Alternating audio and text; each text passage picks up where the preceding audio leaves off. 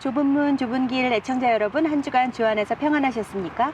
오늘 하나님과 나 시간에는요, 유용환 목사님을 뵈러 써리에 있는 베어크릭 박에 나와 있습니다. 목사님 안녕하세요. 예, 안녕하세요. 어서 오십시오. 예. 목사님 소개 부탁드릴게요. 예.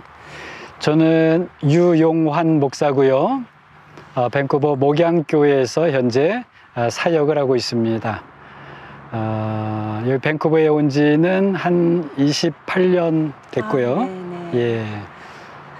이렇게 만나 뵙게 돼서 하여튼 반갑습니다. 감사합니다. 예. 유용한 목사님 하면 모든 분들이 다들 초대교회 이야기 하고 말씀을 하세요. 저희 GBS 방송에서도 또 한 꼭지로 또 방송을 하셨는데 초대교회 이야기를 오늘 한번 여쭤보려고 합니다, 목사님. 예. 네, 목사님은 이 초대교회에 대해서 특별하게 관심을 가지신 어떤 계기가 있으셨나요? 초대교회를 직접 처음부터 관심을 가졌었던 것은 아니고요. 네. 제가 이제 교회를 알고 싶어서 책을 보기를 시작했고요. 그렇게 책을 한 권 한 권 보면서 자연스럽게 중세를 거쳐서 초기 교회로 그렇게 갔습니다. 네. 그리고 거기에는 아마도 제가 처음에는 그런 의도가 아니었지만은 하나님의 어떤 인도하심이 있었지 않았는가 하여튼 그렇게 생각을 합니다. 네, 예. 네, 맞습니다. 초대교회 하면 대부분 언제부터 언제까지 시기를 초대교회라고 하는지 그 타임 프레임이 조금 궁금하기도 합니다. 예, 그게 사실은 쉬운 것 같으면서도 네. 어려운 문제인데요. 왜냐하면은 보는 사람에 따라서 관점이 달라서 네. 흔히 보통은 평신도 분들의 입장에서는 초대교회 하게 되면 1세기 교회 정도 처음에 오순절 네. 사건으로부터 해서 있었던 사도행전을 중심으로 해서 있었던 교회를 많이 생각하실 것 같아요. 네. 그 다음에 또 그렇지 않고 조금 교회사를 배우신 그런 분들의 입장에서는 그것보다는 더 뒤에 이제 시기로 잡겠죠. 그래서 보통은 초대교회 하게 되면은 우리가 4세기 초에 등장을 하였던 콘스탄틴 황제의 회심. 네. 예, 콘스탄틴 황제의 회심이 대략 310년에서 한 320년 사이 어간으로 그렇게 보거든요. 또 그거를 기점으로 해갖고 기독교가 많은 변화가 있습니다. 네. 그런데 그때까지로 초대교회로 보기에는 너무 짧아요. 그래서 보통은 로마 제국이 서로마 제국과 동로마 제국으로 구별이 되거든요. 네. 그래서 서로마 제국이 멸망하는 시기가 476년 정도로 봅니다. 그렇게 보면 초기 교회를 한 5세기 정도까지로, 그러니까 기원전 5세기. 기원 후, 기원 후 5세기. 네, 기원 후 5세기로 네, 이렇게 보고, 근데 그것은 또 서방교회의 네. 관점일 수 있어요. 동방교회라고 하는, 그러니까 당시에 로마 제국은, 로마 제국의 동쪽은 헬라말을 주로 쓰는 헬라권 지역이었고, 네. 그 다음에 그 서쪽 지역은 라틴어를 주로 쓰는 라틴권이었습니다. 네. 그리고 서방의 그 라틴권은 로마 교회를 중심으로 해서 이후에 중세 시대로 계속 연결되면서 종교 개혁으로까지 가는 그런 교회가 되었고요. 네. 그러나 동방제국에서 동쪽에 있던 헬라권을 주로 쓰고 있었던 동방교회 입장에서는 서방교회에서 교회 역사를 보는 입장과 그 시기가 좀 다른 면이 있습니다. 네. 그래서 그 동방교회 입장에서는 초기 교회는 여기까지다 이렇게 말하기가 어려운 면이 있는데, 대략 그 헬라권으로 있었던 동방교회 입장에서는 아마도 한 8세기 정도까지로 그렇게 볼 수 있는 것 같습니다. 그것은 이유는 교회 에큐메니칼 공회의가 있거든요. 네. 그 에큐메니칼 공회의가 1차부터 7차까지가 모든 교회들이 합의해 있었던, 받아들였던 공회의예요. 그런데 마지막 7차 공회의가 8세기에 있거든요. 네. 예, 그런 면에서는 이 동방교회는 8세기 정도까지도 초대교회로 볼 수가 있고요. 서방교회 입장에서는 거기까지는 보지 않고 아까 말씀드린 대로 서로마 제국이 멸망하는 시점이 476년, 아니면 조금 더 길게 잡으면 그레고리 대제라고 해서요, 그레고리 로마 교황이 등장했던 한 네. 5세기 말, 한 6세기 정도까지를 볼 수도 있을 것 같고요. 네. 보통 우리 입장에서 초대교회사 하게 되면 그냥 5세기 정도까지로 네. 이렇게 보는 것 같습니다. 목사님 설명해 주시는데 너무 어렵네요. 시기적인 이 타임프레임 가지고도 너무 어려운데 그레고리 1세기가 딱 나와서 제가 네. 들어본 것 같다 아, 라는 그래요? 생각이, 그래요? 생각이 잠깐 들었습니다. 예, 예, 예. 그래서 대부분 이제 초대교회 하면 한 기원 후 한 5세기 정도, 네, 5세기나 6세기. 정도를 예, 말씀하신다고 그렇게. 해주셨는데 예, 예. 모습은 어떤가요? 예배 모습 같은 게 많이 달랐나요? 그러니까 예배 모습이 달랐다라고 하는 것이 오늘날 우리하고 이제 비교를 할 수 있겠죠. 네네. 아무래도 좀 다를 수밖에 없겠죠. 시대가 다르고. 그런데 그 초기 교회 때의 예배는 기본적으로 예배가 쉽게 말하면 1부 예배, 2부 예배로 그렇게 좀 구별이 됐더랬습니다. 아, 네. 예. 그러니까 일부 예배라고 하는 말은 쓰지는 않았죠. 네네. 근데 우리가 이제 이해하기 쉽게. 네. 근데 일부 예배는 말씀이 중심이 되는 예배라고 이해를 하면 될 것 같아요. 말씀이라고 하는 네. 것은 이제 성경을 읽고 성경과 관련돼서 함께 기도하고, 예, 그런 말씀 중심의 예배가 일부. 네. 그리고 일부 예배는 누구나 다 참여할 수가 있습니다. 네. 그런데 그 일부 예배가 말씀 예배가 마치면은 다음에가 이제 성찬 예배로 바로 이어지는 것이죠. 네. 그 성찬 예배 때는 세례 받은 사람만 참석하는 예배였습니다. 그럼 항상 예배를 드릴 때는 성찬 예배가 항상 동반하나요? 그렇죠. 예, 그렇군요. 그래서 세례를 받지 않은 사람은 네. 그 성찬 예배 전까지만 참석을 하고 네. 이제 집으로 돌아가야 됐던 것이죠. 그럼 지금 저희 예배 형태를 보면 그렇게 말씀을 듣고 그리고 또 찬양송도 부르고 또 헌금도 하고 그리고는 또 성찬식 할 때도 있고 없을 때도 있고 또 친교까지 이렇게 하잖아요. 그럼 네. 예전에는 그러면 어떻게 친교 같은 거는 같이 나누진 않았나요? 친교를 글쎄요 나눴겠죠. 왜냐면은 함께 모이고 성도들이 그런 속에서 그런데 이제 예배라고 하는 것만 보았을 때는 그렇게 친교가 따로 있었다고 하기는 힘들고요. 네. 다만 성찬을 나누는 것이야말로 이제 진정한 친교였죠. 네. 왜냐하면 그리스도의 살과 피를 우리가 받는다라고 하는 것은 같은 말하자면 생명의 양식을 나누는 공동체이지 않습니까? 네. 그런 면에서는 그 시간보다 더 깊이가 있고 더 감동적인 그런 친교의 시간이 없겠지요. 네. 예배이면서도. 네. 그래서 하나님과 그리스도의 살과 피를 통해서 교제가 이루어지는 시간, 그리고 그리스도의 살과 피를 나눈다는 믿음을 통해서 한 믿음이라고 하는 그런 공동체성이 다시 한번 깊게 확인되는 네. 그런 차원에서의 친교가 있었던 것이죠. 그렇군요. 예. 저희는 지금 이제 교회에서 예배를 드릴 때 작거나 또 가정 예배를 드리시는 분들도 있지만 또 교회라는 곳에서 저희가 예배를 드리잖아요. 그럼 그때도 그런 교회 같은 이런 성전에서 예배를 드렸나요? 그렇게 따로 건물이 있는 것은 초기에는 네. 쉽지가 않았지요.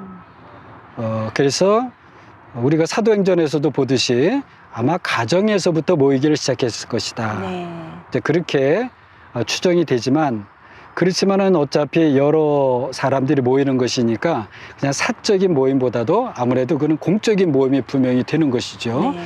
그러면은 그런 장소를 제공하는 그런 사람의 입장에서는 그냥 내 집에서 모이는 거다 이렇게 생각을 하지는 않았겠죠. 예, 이것이 교회 모임으로 해서 내가 기꺼이 헌신해서 드리는 그런 공간이다. 이제 그런 생각이 있었을 것이고요. 그 다음에는 아마 1세기가 지나서 2세기, 3세기가 이렇게 가지게 되면 자체 예배당도 있었던 것 같아요. 네. 그거는 어떻게 할 수가 있냐면은 제국에 의해서 핍박이 가해졌을 때 그 네. 핍박을 가하는 것 중에 하나가 교회 재산을 몰수하는 것이었습니다. 네. 그럼 교회 재산을 몰수할 때는 예배당에 몰수도 있는 거예요. 그런데 그 핍박이 지나게 되면은 다시 그 재산이 회복됩니다. 네. 근데 그럴 때에 교회당도 같이 회복되는 경우가 있거든요. 그래요? 네. 네. 그렇게 보았을 때는 아주 우리가 생각보다 이른 초기에 예배당이 독립적으로 있었다라고 볼 수가 있을 것 같습니다. 네. 지금은 예배당이 굉장히 많잖아요. 예. 네. 그런데 그때도 예배당이 그렇게 많았나요? 예배당, 그러니까 가정에서 모였을 때는 네. 가정에서 여러 곳에서 모였겠죠. 그런데 어느 지역이든지 믿음은 하나라고 그렇게 다 믿었습니다. 그래서 장소가 달리 모여도 네. 우리는 한 그리스도를 섬기고 한 믿음의 사람들이다 네. 라고 하는 믿음이 있었기 때문에 장소가 두 곳에서 모이냐 세 곳에서 모이냐 하는 것이 그렇게 중요한 것은 아니었던 것 같아요. 아, 그렇군요. 예. 하지만 결국은 다 믿는 그분들이 그렇죠. 모임이 다를 한 곳에서 뿐이고, 모일 수가 네. 없어서 나누어져서. 우리가 나누어져서 모이지만은 네. 우리는 같은 믿음이고 같은 사람이다라고 하는 굉장히 큰 확신들이 있었습니다. 네. 그렇게 이해를 하시는 것이 더 좋을 것 같아요. 네. 그래서 다만 모이는 곳은 어디든지 복수였을 가능성이 많은 것이 큰 도시는 아무래도 사람들이 한 곳에 모일 수가 없는 가능성이 많았겠죠. 그렇겠죠. 네. 그래서 모이는 곳이 여러 곳 있었을 것이다 이렇게 추정을 하게 되고요. 네. 다만 이제 그 공적으로 예배당이 만들어졌을 때에는 그렇게 마음대로 예배당이 막 이렇게 세워지고 그렇게 되지는 않았던 것 같아요. 네. 예. 그럴 때는 상당한 같은 그 지역에 합의도 이루어지고 하는 속에서 그 적정 규모에 맞추어서 예배당들이 그렇게 세워졌었던 것 같다라고 그렇게 생각이 되집니다. 네. 예. 저희가 예배를 드릴 때 또 중요한 게 말씀을 전해 듣는 거잖아요. 그렇죠. 그래서 저희가 보통 예배 드릴 때 저희 성경을 보고 일단 한 구절을 벌스를 읽고 이렇게 예. 예배를 드리잖아요. 그럼 예전에는 어떻게 했을까요? 예, 아주 중요한 질문을 하셨는데요. 이제 그 부분이 오늘날 우리의 예배와 초기교회 예배가 비슷하지만 또 다른 점이에요. 오늘날 우리의 예배는 성경을 읽는 것을 네. 설교를 위한 본문을 읽는 것으로 네, 맞아요. 생각을 합니다. 네. 예, 그런데 초기교회 때는 성경을 읽는 것 자체가 굉장히 중요했습니다. 네. 왜냐하면 성경이 많지도 않았고 예, 그리고 그 성경을 그래서 대신에 규모 있게 읽었습니다. 말하자면 그렇다고 해서 아주 1년에 딱딱 짜임새 있게 그렇게 틀을 만들어서 읽었다라고 할 수는 없지만 성경을 구약 성경 중에 한 번, 네. 그 다음에 신약 성경에서 서신서 중에 한 번, 그리고 늘 마지막은 복음서를 읽었습니다. 네. 예, 그리고 복음서를 읽고 그 다음에 그 복음서를 중심으로 해서 설교가 이루어지고 아, 네. 예, 그렇게 되었습니다. 그럼 예배 시간이 더 많이 길었을 것 같아요. 길었을 것 같습니다. 그렇죠. 예. 저희는 이제 한 구절만 읽어도 시간이 이만큼 1시간, 2시간인데 예. 여러 군데를 아무래도 좀 자세하게 이렇게 하다 보면 설교도 좀 길었을 것 같아요. 그러니까 성경 읽는 시간이 우리가 오늘 생각했던 것보다 네, 길었겠고요. 또 네. 길 수밖에 없었던 것이 그때는 공식적으로 모여서 성경이라는 게 각 사람이 가지고 있던 시대가 아니었기 때문에 네. 성경을 그렇게 함께 모여서 읽는 시간이 너무나 귀했고 그러다 보니까 그렇게 성경 읽는 것을 단지 한두 절 읽고 마는 네. 그런 시간이 될 수가 없었죠. 그렇군요. 예. 조금 전에 말씀해 주셨는데 이제 예배가 지금과 좀 다르게 예. 세례를 받은 사람, 믿는 사람과 네, 성찬 예배. 성찬 예. 예배를요. 믿는 사람과 또 믿지 않는 사람들이 이제 말로 일부 이부지만 이렇게 나눠져서 예배를 드렸다고 말씀을 하셨는데 저희가 세례를 받는 거 있잖아요. 예. 그런데 그때는 세례 받는 게 지금과 좀 많이 달랐나요? 받기가 아주 힘들었었나요? 받기가 어려웠습니다. 많이 어려웠습니다. 저희도 여기서 할 때 교리도 공부하고 해야 예. 사실 받잖아요. 예. 이거보다도 훨씬 어려웠던 거죠. 그것도 어려운데. 어려웠다고 봐야 되는 것이 네. 세례 받는 것이 세례가 모든 것의 기준이었습니다. 네. 근데 출발이었지만 우리는 출발하게 되면 항상 어떤 비기너의 출발, 네. 초보자의 출발 이렇게만 늘 생각을 하거든요.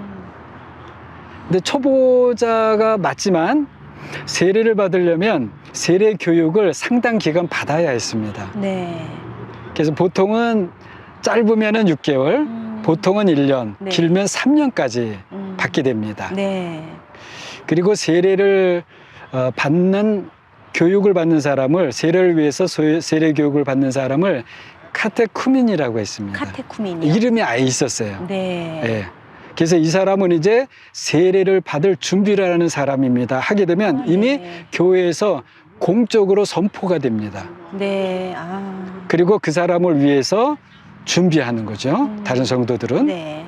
그리고 그 세례 교육의 책임은 초기 교회 때는 감독이라고 하는 분이 책임을 지었어요. 네.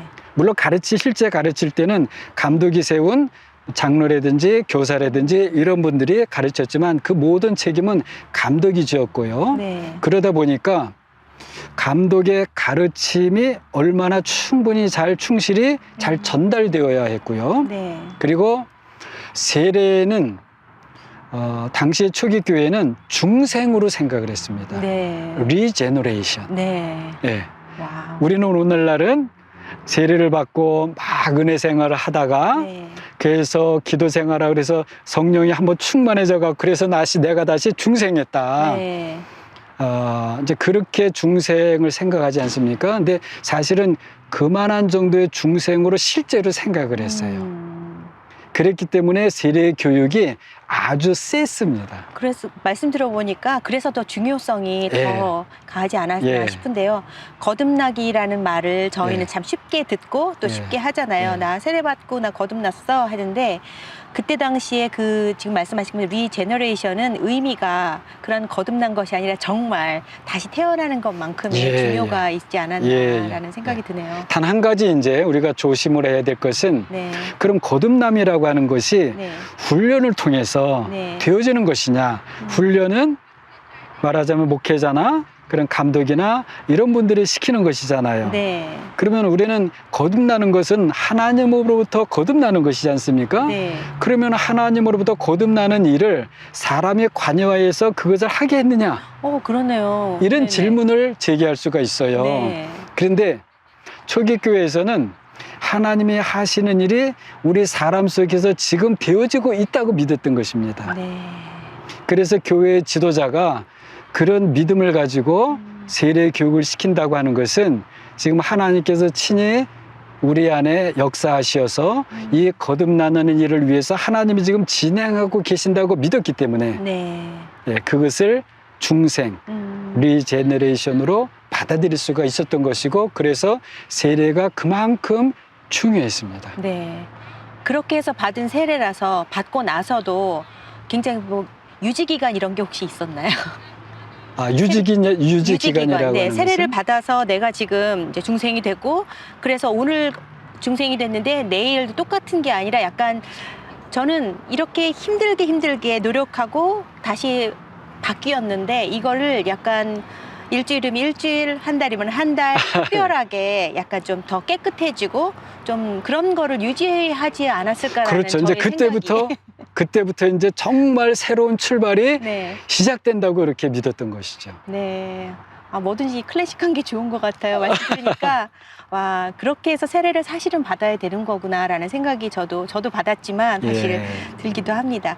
그러면요 이제 죄송한데 제가 여기서 한 가지 좀 네네. 끊고 조금 더 설명을 해드리면 오늘날 우리는 네.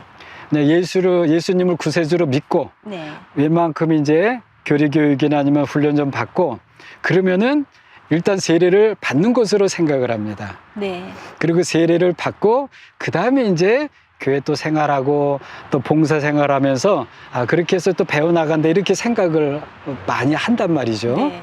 예, 그런데 초기 교회는 세례를 받았다고 하는 것은 이미 충분히 하나님에 대해서 배웠다는 것을 의미했어요. 그리고 충분히 예배자가 이제 되었다. 그래서 이제는 세상에 어디 가도 그리스도를 위해서 증거할 수 있는 그런 삶의 준비가 되었다. 그것은 또 무엇을 의미하냐면 박해가 오고 순교의 시간이 왔을 때도 네. 그것까지도 감당할 이제 새 사람이 되었다. 그런 의미가 있었다는 것. 네. 이 부분을 한 번 더 좀 강조해드리고 싶습니다.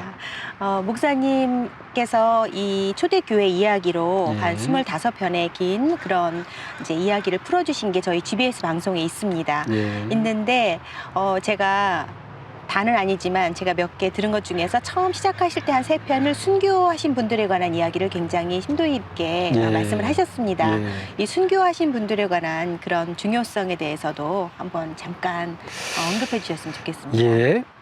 우리가 보통 이제 순교하게 되면 우리 선교사님들이 네. 전혀 외지 타지에 가서 복음을 전하다가 네. 그곳에서 핍박의 상황이 급작스럽게 발생을 해서 목숨을 잃게 되는 그런 것으로 많이 이해를 하고 네. 이제 그런 정도겠죠. 그리고 그런 순교의 일이 초대교회는 때는 네. 참 많이 있었다. 그래서 그런 면에서 우리가 좋은 어떤 전도자의 본을 그런 곳에서 찾고 그러죠. 네. 그런데 사실은 초기교회에서는 복음을 전하기 위해서 먼 지역으로 가서 그곳에서 핍박을 받고 순교를 당하는 그런 경우도 있었지만 본인이 살고 있는 현장에서 핍박이 발생하는 것이었어요. 네. 그러니까 본인이 살고 있는 그 지역에서 순교하는 일이 벌어지는 것이죠. 그런데 그 순교라고 하는 것을 좀 결론적으로 순교가 어떤 것이었는가를 먼저 말씀을 드리게 되면 순교는 죽는 것이지 않습니까? 네. 그러면 죽음이라고 하는 것은 그리스도의 죽음을 본받는 죽음이 되었던 것이에요, 순교가. 네. 예. 네. 그래서 우리가 살아가는데 그리스도를 본받자라고 하지 않습니까? 네. 근데 그것은 그리스도께서 이렇게 살았고 그래서 우리가 본받자라고 하는 것은 살아있는 상태에 그 그리스도를 본받는 것이잖아요. 네. 그런데 그리스도의 죽음은 그럼 어떻게 본받아요? 그리스도의 죽음은 사실 우리를 위해서 희생하신 거잖아요. 그러니까 우리가 그래서 희생을 하지요. 네. 그걸 본받아서. 그러나 그리스도께서 죽었던 것 같이 죽을 수 있는 때는 언제입니까? 내가 죽는 시간이에요. 네. 그렇겠죠? 네. 그렇다고 해서 내가 일부러 죽을 수는 없잖아요. 그렇죠. 네. 예? 그런데 내가 죽어야 될 시간이 오는 겁니다. 그게 박해였던 거예요. 네. 그래서 박해가 왔을 때가 그리스도인에게는 또 어떤 의미가 있었냐면 그때가 그리스도의 죽음을 본받을 수 있는 죽음의 시간이 오는 것으로 그렇게 받아들였습니다. 그러면 지금 말씀 들어보니까 굳이 어떤 선교지나 어디 다른 곳을 가서 순교하는 것이 아니라 그렇죠. 지금 내가 살고 있는 여기서도 내가 그렇죠. 이 하나님을 믿는 것에 대한 핍박을 받으면 그것도 일종의 박해일 수 있겠네요. 그렇죠. 박해가 왔고 그 박해 속에서 내가 죽을 수 있다고 하는 것은 네. 그냥 죽음을 내가 각오해야지가 아니고 그때가 바로 그리스도께서 죽으셨던 네. 그 죽음을 내가 본받을 수 있는 시간이 왔다. 그래서 그것이야말로 나에게 축복의 시간이다라고 그렇게 믿었다는 거예요. 그래서 고통이 축복이고 그게 다 이어지는 그렇죠. 이야기군요. 그렇죠. 예. 저희는 사실 그거를 글로 읽었잖아요. 사실 체험을 하신 분들도 많으시지만 예. 저희는 저희 이전에 믿으신 그런 믿은 자분들께서 말씀해 주신 거로 또 많이 저희가 대신 경험을 하는 경우도 많기 때문에 순교라는 것이 또 그런 의미가 있는지를 다시 한번 또 생각해 보게 되네요. 네. 제가 이것을 이제 초대교회 관한 글을 보면서 네. 그랬구나 하고 저도 뒤늦게 네. 목사이지만 뒤늦게 이제 깨닫게 된 거고요. 네. 그래서 그런 핍박의 상황에서 그런 죽음의 시간이 올 때는 그것을 맞이할 때 네. 상당히 경건한 마음으로 그걸 준비를 했습니다. 네. 왜냐하면 죽음이라는 거는 어떤 사람이든지 한 번만 오잖아요. 그렇죠. 네. 네. 그리고 그 한 번만 오는 시간을 정말 그리스도의 죽음을 담는 죽음으로 맞이하고 싶어 했습니다. 그래서 그 시간을 위해서 내가 부끄럼 없이 죽음을 하나님께서 나에게 주신 선물로 받을 수 있도록 네. 그래서 끝까지 성령의 충만을 구하며 그 시간을 맞이했고, 그래서 자신을 붙잡으러 오는 그런 로마 군이나 이런 사람들에게도 대항하거나 그런 것이 아니고, 그렇다고 해서 나를 빨리 잡아가 주세요 이런 것도 아니고 네. 예, 이거는 하나님께서 인도해 주시는 대로 자신을 맡기는, 그러면서도 끌려가는 게 아니고 어떤 그리스도의 죽음을 본받고자 하는 열정을 가지고 네. 자원해서 나가는 그런 시간이 순교의 시간이었더라고요. 네. 너무 놀라운 시간이죠. 네네. 예. 정말 그렇군요. 그 순교라는 게 저희가 생각했던 것보다 그 의미가 더 예. 크고, 그렇게 해서 또 순교할 수 있는 것도 또 하나님이 인도해 주시기 때문에 가능한 것 그렇죠. 같아서 그게 그렇죠. 굉장히 그렇죠. 큰 의미로 그렇죠. 나오네요. 네. 그래서 초기 교회 때는 아무나 그런 순교의 기회가 오는 것은 아니다. 네. 왜냐하면 실제로 박해라고 하는 것이 계속 1년, 12달 있었던 게 아닙니다. 예, 그렇지 않은 평화의 시대에 평안하게 신앙생활했던 시기가 시간적으로 따지면 더 많았어요. 네. 1세기부터 우리 콘스탄틴 황제의 회심, 4세기 초까지 네. 그렇게 되면은 거의 300년이 가까운 예, 그런 시간이 되거든요. 250년에서 300년 그 사이 시간.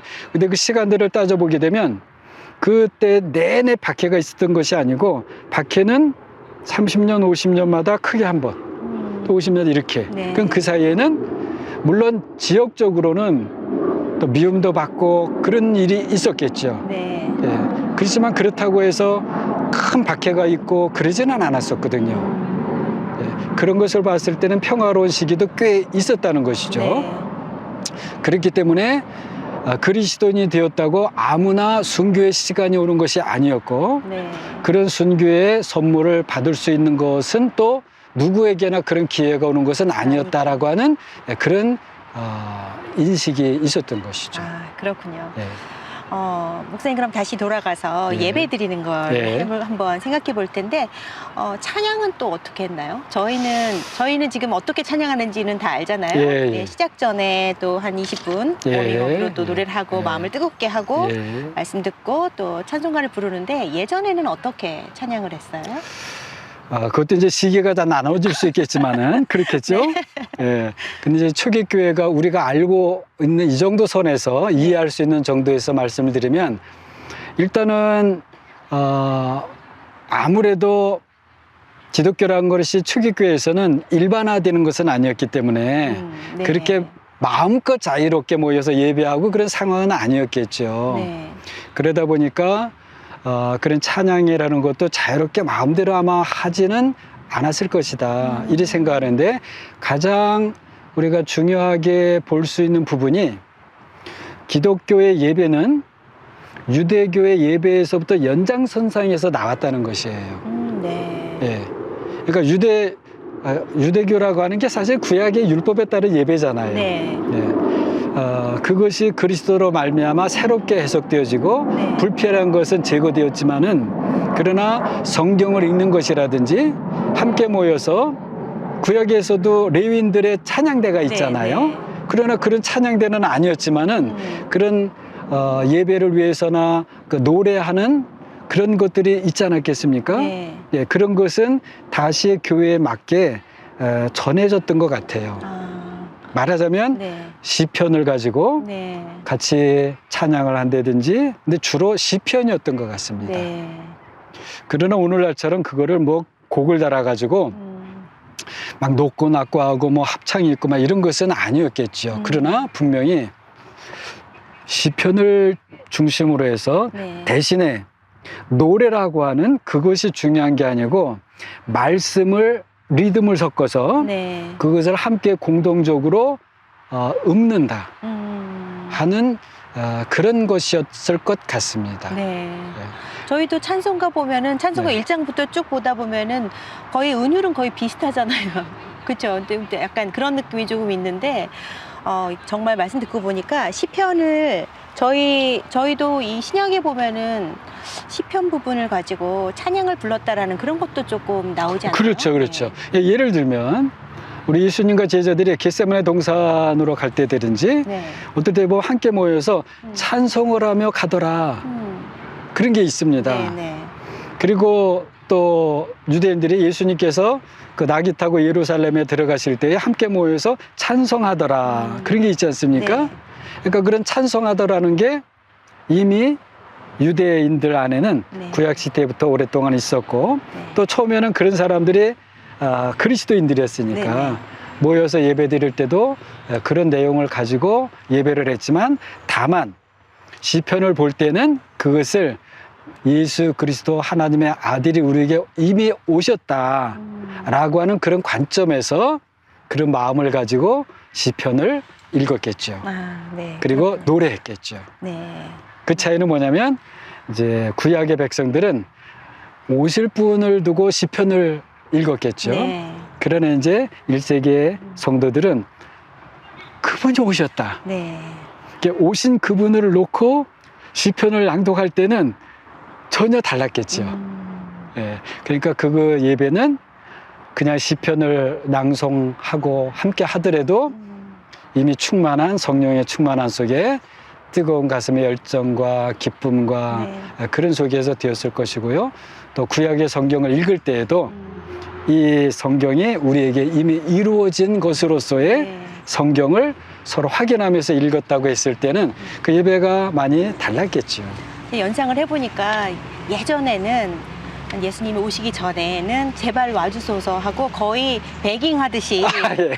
거의 막 엎드려서 막 베깅하듯이 제발 와주시옵소서 네. 이렇게 간곡하게 했다면 나중에는 우리는 그분이 오셨고 기쁘게 정말 기뻐서 찬양하는 그런 그렇죠. 것도 많이 바뀌었을 것 같은 그렇죠. 느낌이 드는데요. 맞습니다. 그러니까 이게 똑같은 시편입니다. 네. 구약의 성도도 시편을 낭송하며 네. 노래했습니다. 그러나 1세기에 그리스도를 보았고 성령이 오셔서 성령의 충만한 속에서 그 시편을 읽는 그때의 성도들은 탈락했죠. 그런 차이가 기본적으로 있는 것이죠. 네. 저희는 일주일에 한 번 물론 수요 예배도 있고 금요 예. 찬양 예배도 있지만 일주일에 그래도 공식적으로 한 번 정도 예배를 하는데요. 주일에. 예전에는 어떻게 했나요? 예전에도 그렇게 더 자주 했을까요? 예전에는? 그건 상당히 어려운 질문입니다. 왜냐하면 그런 거는 이제 기록으로 보아야 되는데 네. 기록으로는 그렇게 구체적인 기록까지 남아있지 않는 것으로 저는 좀 생각이 워낙 되지고요. 오래전이라. 다만 네. 매주일 모였던 것은 분명합니다. 네. 그런데 그 주중에 얼마나 자주 모였는지에 대하여서는 정확하게 기록이 잘 남아있지 않는 것 같고 네. 다만 추정을 할 때는 일주일에 한 번 모여서는 그만큼 우리가 알고 있는 그런 아주 그런 아름다운 공동체, 네. 강력한 공동체, 그래서 성령 충만한 공동체가 그렇게 유지되기는 쉽지 않았을 것이다. 그리고 또 가르침이라는 측면에서는 네. 주중에서도 분명히 가르치는 시간이 있었을 것이다. 네. 그렇게 충분히 추정을 해볼 수가 있겠죠. 네. 네. 그럼 지금 저희들이 이 교회를 섬기고 또 교회에서 하는 이런 성경 공부라든지 구역 예배라든지 여러 가지가 있는데 이런 것들이 결국은 그때 모습과 똑같진 않지만 비슷하게 계속 이어져 왔구나라는 게 그렇다고 볼 수 생각이 있겠죠. 들죠. 네. 예, 그렇다고 볼 수 있습니다. 그러면은 헌금 시간은요? 예, 헌금. 그것도 아주 좋은 그 질문입니다. 우리가 예를 들면 11조를 많이 우리 강조하지 않습니까? 네. 예, 그는 구약에 분명히 있는 것입니다. 그런데 우리 신약 시대 초기교회로 와지게 되면 11조를 이렇게 강조를 하지 않습니다. 네. 그러면 헌금 생활에 약해진 것인가? 네. 그때 사람들이 일을 많이 안 했을까요? 약해졌다기보다는 신약의 성도들은요 10에 10을 드린다 하더라도 부족합니다라고 생각을 했습니다. 네. 그래서 그런 성도들에게 11조를 드립시다라고 하는 것은 맞지 않는 것이죠, 사실은. 예. 이제 그렇게 생각을 하시면 오히려 낫겠다. 물론 그러면은 뭐 신약의 그 초기교회 성도들이 다 뭐 정말 그랬는가? 그렇지 않은 성도들은 있었겠죠. 예, 그러나 이미 우리가 새 시대의 백성들로서 우리가 모든 것이 주님께로 왔고 모든 것이 주님의 것이다. 예, 그런 성도들의 마음에서는 10의 1이 문제가 아니었다. 네. 그래서 우리가 사도행전에 보게 되면 재산을 팔아서 함께 그것을 공유했다라고 하는 것은 네. 이건 구약의 성도들 입장에서도 있을 수가 없었던 그런 일이었거든요. 네. 예. 그런데 조금 더 이제 그거는 이제 우리가 일반 이제 헌금이나 이런 관점에서 일단 그것을 배경적으로 제가 말씀을 드리고 구체적으로 그럼 예배 때 헌금은 하게 되면은요. 그런 이제 본인들의 처지에 따라서 했겠죠. 그런데 항상 보면 빈손으로 오지는 않았어요.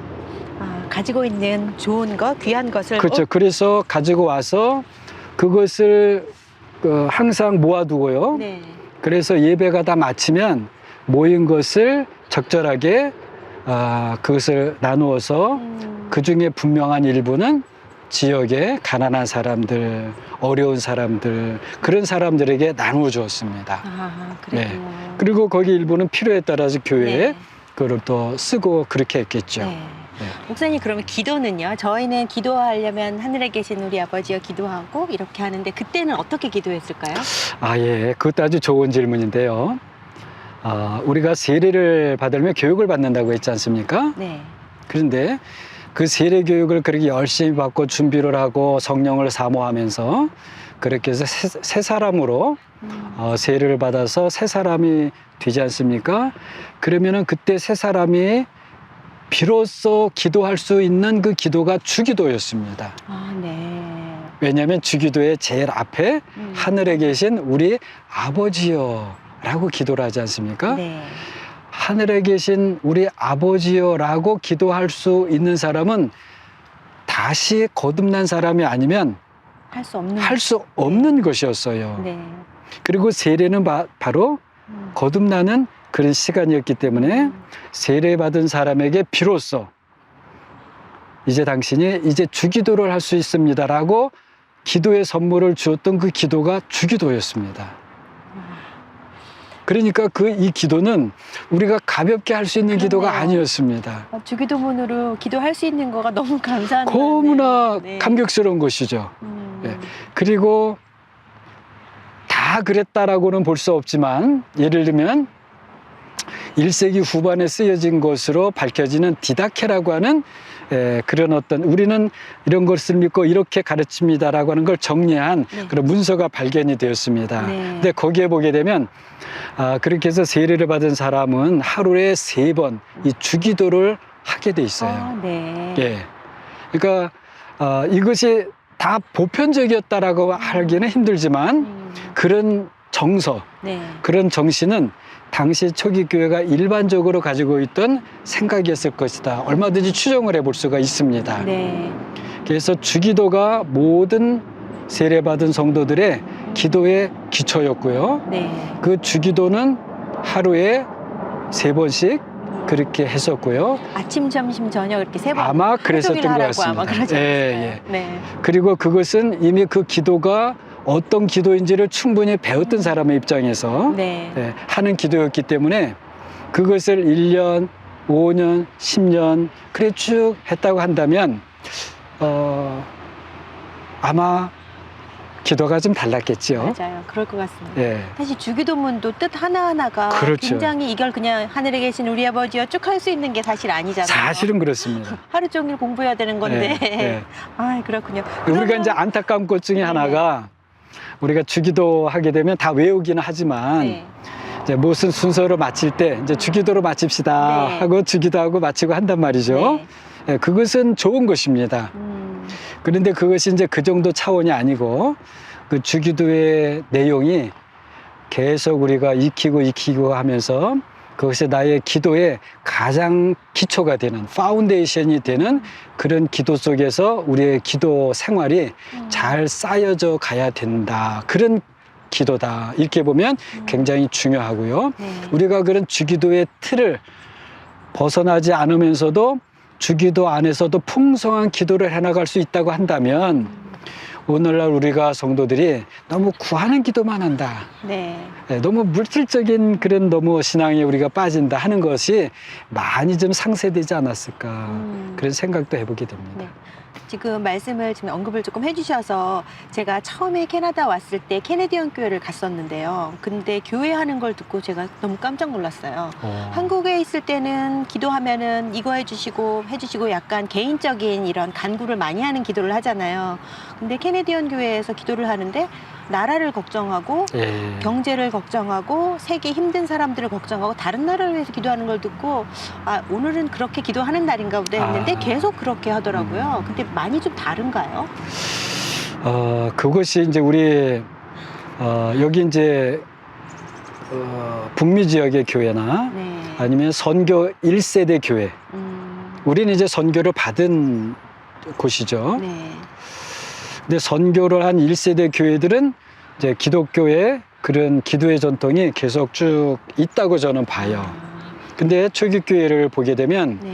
항상 예배 시간대에 핍박을 그렇게 받으면서도 로마 제국과 제국의 황제를 위해서 기도를 했습니다. 정말요? 그렇습니다. 예. 근데 그것은 항상 초기교회 성도들은 원수까지도 사랑한다고 하는 것이 마음에 깊이 있었습니다. 또 그러다 보니까 그리고 모든 세계가 하나님의 창조의 세계고 네. 그리고 어떤 세상의 권력이나 그런 것도 하나님께서 주셔서 모든 것이 하나님의 섭리 가운데 작동이 된다라고 하는 아주 넓고도 깊은 그런 믿음이 있었습니다. 네. 그러다 보니까 그 로마 제국이나 제국의 황제가 그렇게 좀 하나님의 섭리에 맞도록 그렇게 다스리는 황제를 위해서 그렇게 되어달라고 하는 기도를 예배 때마다 했던 것이죠. 그렇군요. 그래서 실제로 로마 제국에서 핍박이 오지 않습니까? 네. 그러면은 붙잡혀서 어떨 때는 관리 앞에 나아가죠. 네. 그랬을 때 그 관리가 당신들은 로마 제국의 반역자들이다. 네, 이런 혐의를 씌워서 신문을 하고 했습니다. 네. 왜냐하면 황제 말도 안 듣고 그렇죠. 그렇게 하니까. 그런데 그럴 때 그리스도인들이 하는 대답 중에 그렇지 않습니다. 우리야말로 로마 제국과 황제를 위해서 기도하는 사람들입니다. 네. 그렇게 대답을 했습니다. 네. 그리고 그 기도는 아주 진심한 마음으로 기도를 했습니다. 그래서 요즘에 이렇게 초대교회로 돌아가야 된다, 그때를 본받아야 된다라는 그런 얘기를 제가 가끔 접하는데 그게 그런 의미일까요, 그러면? 왜 사람들이 초대교회로 돌아가고 싶다 그런 얘기를 할까요? 그것은요, 뭐 여러 가지가 이유가 있을 수 있겠지만, 네. 우리 현실 교회에 대한 좀 안타까움, 많은 부족함을 느끼어서 네. 그렇다면은 이것보다는 더 좋은 교회에 대한 바람이 있지 않습니까? 네. 근데 그 바람에 대한 어떤 모델, 그것이 있겠지 하는 속에 그래도 초대교회라면 제일 바람직한 그런 모습이 아닐까 하는 그런 또 소망적인 마음에서 그런 마음들이 좀 또 있는 것이 아닌가 네. 그렇게 생각이 됩니다. 네. 오늘 목사님과 함께 이렇게 초대교회에 관한 이야기를 두서없이 제가 여쭤보고 이렇게 말씀을 나눴는데 제가 생각으로는 오늘 말씀 나누면서 너무 좀 어렵겠다라는 생각을 사실 하고 왔어요. 예. 근데 말씀을 이렇게 해주시니까 너무 재밌고 그때 초대교회 때 당시 그때 신앙했었던 사람들도 굉장히 축복받은 사람들이구나라는 생각도 하게 되네요. 예, 그렇습니다. 목사님께서 이 초대교회에 관해서 관심이 많으시고 또 책을 접하시면서 또 이쪽에 또 더 애정을 가졌다고 말씀을 하셨는데요. 지금 저 같은 이런 그냥 크리스찬들이 이런 초대교회에 관한 그런 이야기들 이런 거를 한 번쯤은 공부를 해보고 또 겪어봐야 된다라고 생각하시는 거죠. 그렇죠. 네. 예.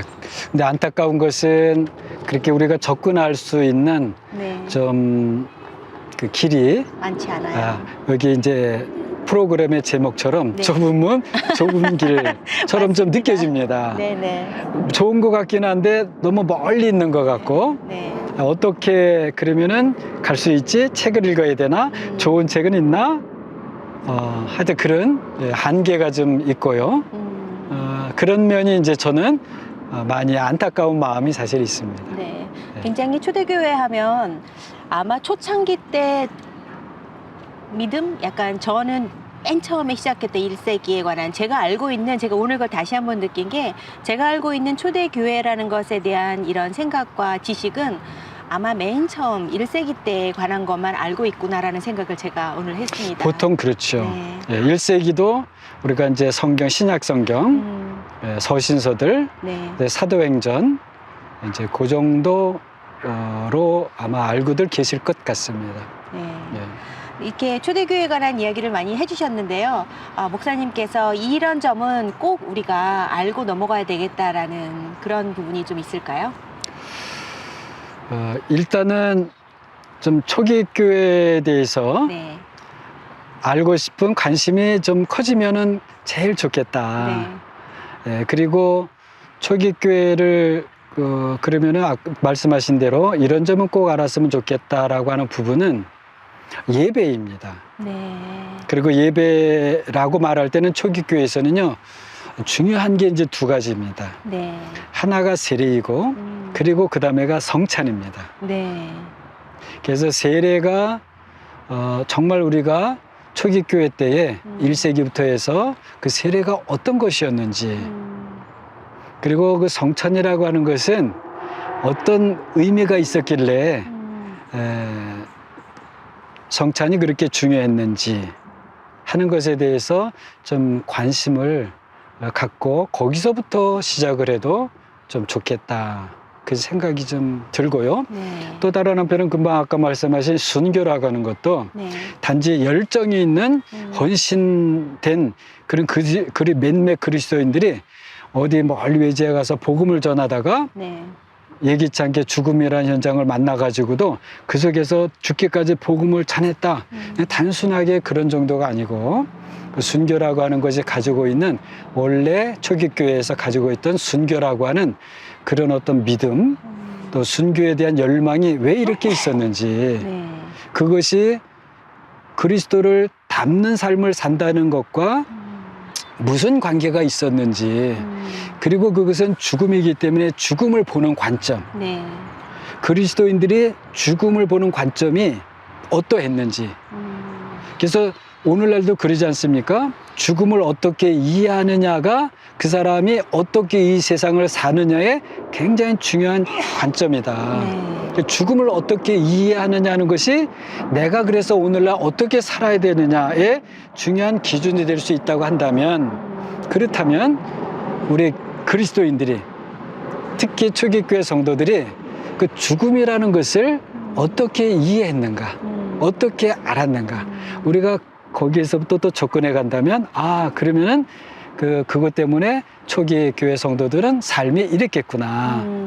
그러면 다시 또 그 성도들과 우리도 네. 같은 믿음이잖아요. 네, 네. 그렇다면 같은 믿음인 나도 어떻게 살아야지 하는 것이 또 자연스럽게 연결돼서 나올 수 있지 않을까.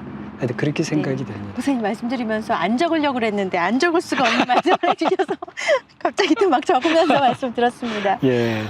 정말 예배가 중요하고 예. 순교, 그리고 성찬, 세례와 성찬. 세례와 성찬. 예, 세례와 네. 성찬. 목사님께서 25편 지금 이 초대교회에 관한 이야기를 예. 방송에서 해주셨는데 예. 한 편씩 해서 꼭 25편을 저희 애청자 여러분들을 꼭 한번 들으셨으면 좋겠다는 생각을 하고 있습니다. 그러면은 너무나 감사하겠습니다. 네, 오늘 이렇게 어려운 이야기, 힘든 예. 이야기, 또 아무 데서나 들을 수 없는 그런 초대교회 예. 이야기를 재미있게 또 정말 저 잘 모르는데 설명을 너무 잘해주셔서 너무 귀한 시간 너무 감사드립니다. 감사합니다. 앞으로도 이런 많은 시간이 좀 있어서 많은 분들이 저처럼 이렇게 관심이 생기고 또 초대교회에 대해서 많이 알아서 어차피 하나님 믿는 사람이면 이왕이면 제대로 한번 믿는 사람이 됐으면 좋겠습니다. 아멘. 감사합니다. 감사합니다.